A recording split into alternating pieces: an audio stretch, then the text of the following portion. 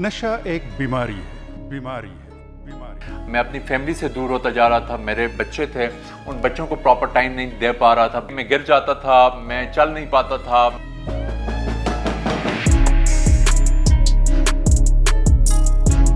कोई शर्म की बात नहीं है, हर एक के साथ हो सकता है, इंसान है। इंसान नशा कर रहा होता है तब उसको इस चीज़ का रियलाइज़ वो नहीं कर पाता, या कितना डिस्ट्रक्टिव होगा आपकी ज़िंदगी के लिए, आपकी ज़िंदगी कितनी ख़राब कर सकता है ये। इस तरह की नौबत भी आ गई थी कि मैं थोड़ा उनके साथ फिजिकल होने लग गया था। ये ड्रग तो बहुत बड़ा इंसान को मोहताज कर देता है। नशा एक बीमारी है जिसका इलाज मौजूद है, लेकिन नशे में और दीगर बीमारियों में दो बड़े फ़र्क हैं। बाकी बीमारियों में तो मरीज़ की सेहत ख़राब होती है, उसके ख़ानदान को अजियत उठानी पड़ती है, लेकिन नशे में मरीज़ की सेहत के साथ उसकी दौलत, उसके ख़ानदान और सबसे बढ़कर उसकी इज्जत दांव पर लगी होती है। लोग उसको हंसी और मजाक का ज़रिया समझते हैं।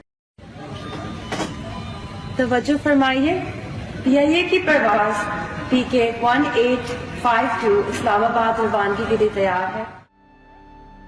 बेसिकली CNS स्टिमुलेंट है, लेकिन एक ख़ास स्टेट में ले जाती है इंसान को, और उसमें होता क्या है कि उसका कुछ ड्रग इटसेल्फ या उसका कोई मेटाबोलाइट हमारे नॉर्मल बॉडी फंक्शनिंग का हिस्सा बन जाती है। ड्रग है वो एक केमिकल है, वो जब बॉडी में जाता है तो वो बॉडी से निकलता है तो वो काफ़ी पेनफुल होता है, आपको मतलब काफ़ी पेन होता है, और भी उसके काफ़ी सारे विड्रॉल्स होते हैं, डिलीरियम होता है, काफ़ी स्टेट्स होती हैं, उसकी स्टेजेस होते हैं।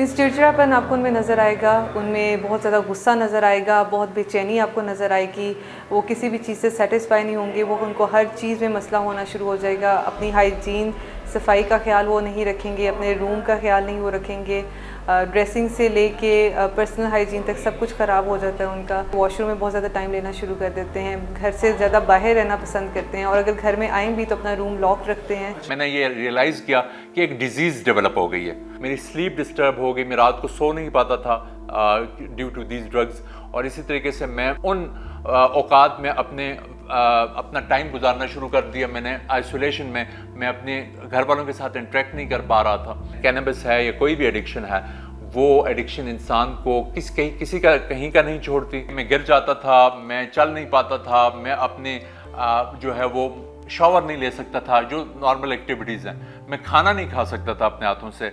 उसमें कुछ पर्सनैलिटीज़ हैं जो कि सेटिस्फेक्शन के लिए, जो अपने आप को रिलीव करने के लिए ली जाती है।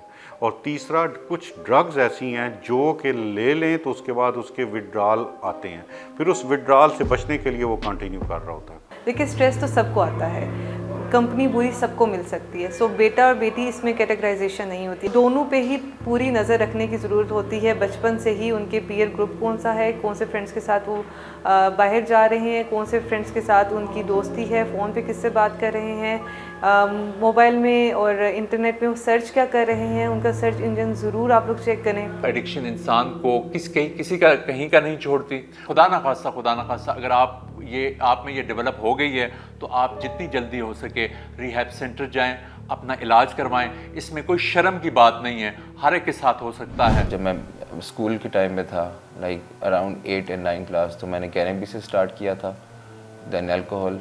काफ़ी टाइम तक मैं प्रोलॉन्ग वही करता रहा, फिर उसके बाद मैं हेरोइन पे आ गया। चॉइस ऑफ ड्रग जो मैं काफ़ी टाइम यूज़ करता रहा, जिसने मुझे यहाँ तक पहुँचाया, वो हेरोइन है।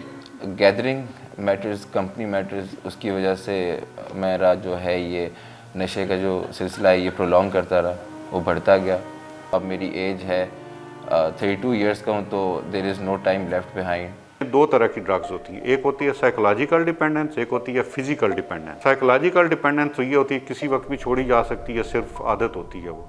फिजिकल डिपेंडेंस में उस ड्रग का कुछ हिस्सा, उसका मेटाबोलाइट या drug itself normal body functioning का हिस्सा बनती है, जब वो छोड़ता है तो उसको तकलीफ होती है। सबसे पहले उसकी मेडिकल कंडीशन को सामने रखते हैं, उसमें मेडिकल डॉक्टर उनका एक कंप्लीट असेसमेंट करते हैं, उसको चेक करते हैं, उसकी मेडिकल कोई पहली कंडीशन रही हो जो फैमिली ने इन्फॉर्म की हो, उसको कंफर्म करते हैं। जब इंसान नशा कर रहा होता है तब उसको इस चीज़ का रियलाइज़ वो नहीं कर पाता, उस चीज़ को उसका एहसास नहीं होता कि ये आगे जाके कितना पेनफुल होगा या कितना डिस्ट्रक्टिव होगा आपकी ज़िंदगी के लिए, आपकी ज़िंदगी कितनी ख़राब कर सकता है ये।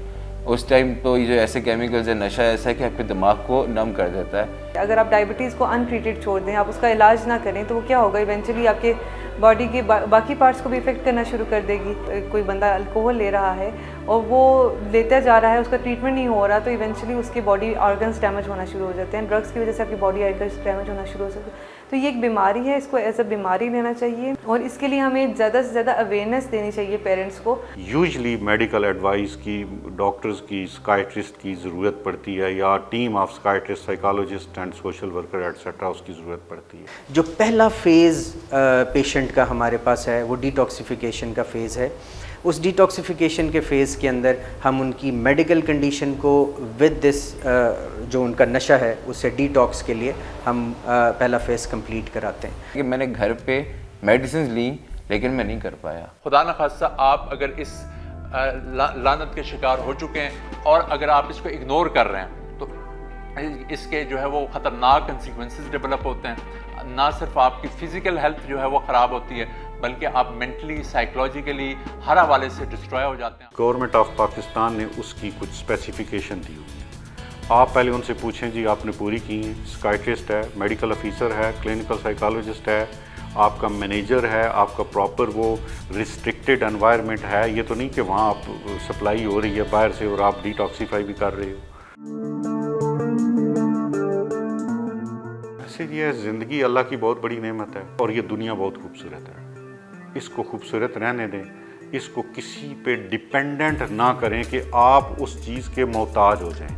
अपने आप को इस कंट्रोल इन्वायरमेंट में लेके आएँ ताकि आप इस लानत से जान छुड़ा सकें, अपनी ज़िंदगी मज़ीद ज़ाया ना करें, अपनी ज़िंदगी को आप नशे के बगैर एंजॉय कर सकें।